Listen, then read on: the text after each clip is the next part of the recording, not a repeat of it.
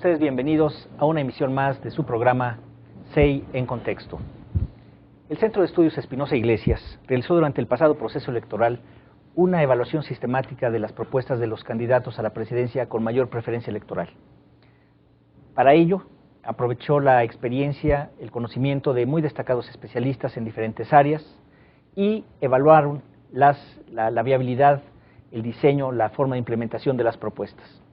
A raíz de este trabajo, y ya después de la elección del 2 de julio pasado, el Centro de Estudios Espinosa Iglesias se abocó a encontrar aquellos puntos de coincidencia entre estas propuestas y volvió a convocar a sus evaluadores, a sus especialistas, para determinar qué propuestas eran las más significativas, aquellas más importantes, y también determinar hasta qué grado había una coincidencia entre por lo menos 2 o 3 de las fuerzas políticas más importantes. Esta noche estaremos comentando las coincidencias relativas al área de política interior, y para ello tenemos la presencia de Javier Aparicio, el doctor Javier Aparicio, quien es profesor investigador del CIDE. Muchas gracias, Javier, por estar aquí. ¿Qué tal? Gracias. Y también tenemos la participación del doctor Nicolás Loza, quien es profesor investigador de la FLACSO, de la Facultad Latinoamericana de Ciencias Sociales. Nicolás, muchas gracias por estar con nosotros. Sin duda, el tema de la política interior se desató con mucha mayor fuerza a raíz de la propia elección, con todo el proceso electoral que vivimos, y no es raro que se haya encontrado como una de las principales coincidencias, ya incluso antes de la elección, lo relativo a la parte electoral. Y ahí una coincidencia importante que se encontró fue la relativa a lo que tiene que ver con la elección, o la reelección más bien, de legisladores, de diputados, de senadores y también de presidentes municipales. Este sin duda es un tema muy relevante, se ha estado tratando desde hace años. Javier, ¿cuáles serían las ventajas, las desventajas más importantes de un cambio de este tipo? Claro. Bueno, para ponerlo en perspectiva, para los que no se hayan enterado, México está entre una minoría muy pequeña de países en donde no tenemos reelección, ni legislativa ni para puestos ejecutivos, ¿no? Ahora, entonces eso hay que ponerlo en contexto, que no somos el único país donde tenemos problemas con nuestro sistema político, pero el tipo de solución mexicana que tenemos de no reelección, de las últimas décadas, no es una solución común a los problemas de representación política. Ahora, ventajas y desventajas. Bueno, entre las ventajas tenemos claramente una mayor vinculación entre el electorado y sus representantes, ¿no? Es la fiscalización o el monitoreo de la ciudadanía respecto del desempeño del legislador, que hoy en día, como está, básicamente el puesto se lo deben al jefe de partido o al gobernador, por ejemplo. Y en tercer lugar, al electorado, que no tiene forma de premiarlo o castigarlo con base a desempeño. Se ha hablado mucho de eso. Sin embargo, hay otra serie de ventajas que no necesariamente son menores, como por ejemplo la acumulación de experiencia por parte de los legisladores. Tenemos eso con la reelección. Otro efecto positivo es la construcción de una reputación. Los legisladores que van acumulando antigüedad y experiencia construyen una reputación, y eso fortalecería mucho la probabilidad de entablar acuerdos entre partidos y al interior de cada partido, ¿no? Una cuarta ventaja, que bueno, esa es relativa según a quien le preguntemos, es que la reelección fortalece a los legisladores por encima de las organizaciones de partido. Hoy en México, las estructuras de partido, los líderes de partido tienen muchísimo poder por contraste a los representantes, ¿no? Esas son la serie de ventajas. Ahora, ¿cuáles son las desventajas? Esas tienen mucho que ver con el sistema político mexicano, ¿no? Por ejemplo, todo lo que hoy pensamos de la clase política mexicana, si está anquilosada, si es corrupta, si no está preparada y demás. Bueno, en el momento que entra la reelección, tú generas un incentivo muy grande para que esa clase política se quede en el poder durante más tiempo, ¿no?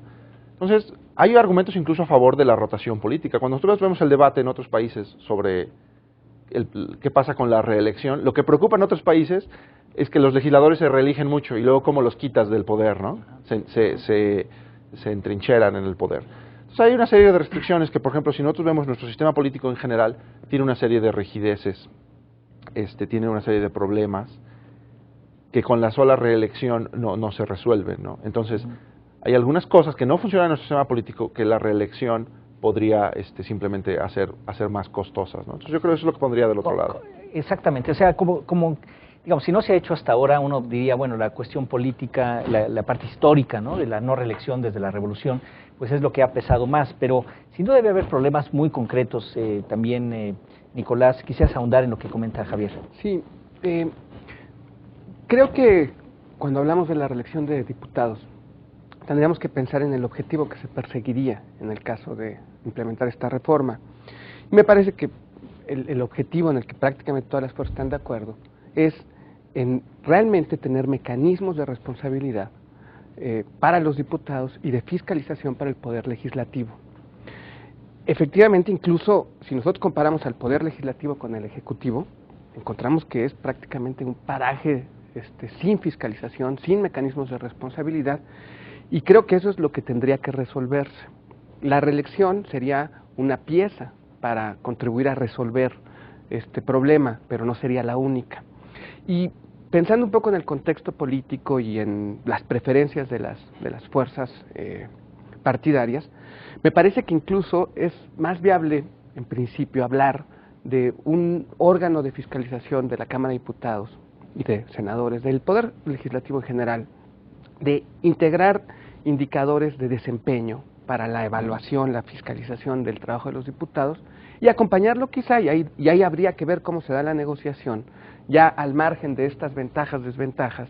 Creo que aquí ahorita en términos de política práctica, lo que me temo es que haya una inclinación del PRI y del PAN para esta reforma, pero no del PRD. Y creo que en este momento esa combinación o esa coalición legislativa pues tiene primero que pensar si es la que va a querer el presidente o es la que se va a fraguar en la Cámara de Diputados. Pero bueno, digamos, si nosotros lográramos, si el país lograra mecanismos de fiscalización, de rendición de cuentas de los diputados eficientes, creo que la reelección puede o no ser la cereza en el pastel, pero la pura reelección creo que nos enfrentaría a este tipo de problemas o de dilemas. Es decir, yo diría, sin tener la certeza de que nos va a resolver el problema de la responsabilidad, de la fiscalización, nos va a abrir otra serie de interrogantes. Da la impresión, Javier, que este tipo de sí pero, el sí pero, ¿no? Sí a la reelección, pero tiene que haber la parte de rendición de cuentas, de transparencia, se aplica también en otras cosas. Por ejemplo, se habla mucho de la autonomía del Ministerio Público, ¿no? Como que ya casi muy acordado. Y sin embargo hay quien dice, sí, está muy bien la autonomía del Ministerio Público, pero que haya un buen sistema de rendición de cuentas, claro, que le quites el monopolio de la provisión de justicia, etcétera. Entonces, ¿es algo semejante en este caso? No, sin duda, es que si se dan cuenta, en México, si lo vemos, casi todo lo que no funciona se le da autonomía, ¿no? Si no funciona la política monetaria, necesitamos un banco central autónomo. Si no funciona la organización electoral, el IFE tiene que ser autónomo. Si hay tortura, la Comisión de Derechos Humanos tiene que ser autónoma. Entonces, si de repente vas sacando todo del aparatito hace rato, ¿qué te queda adentro del diseño institucional, no? Por ejemplo. Sí, hay varias cosas.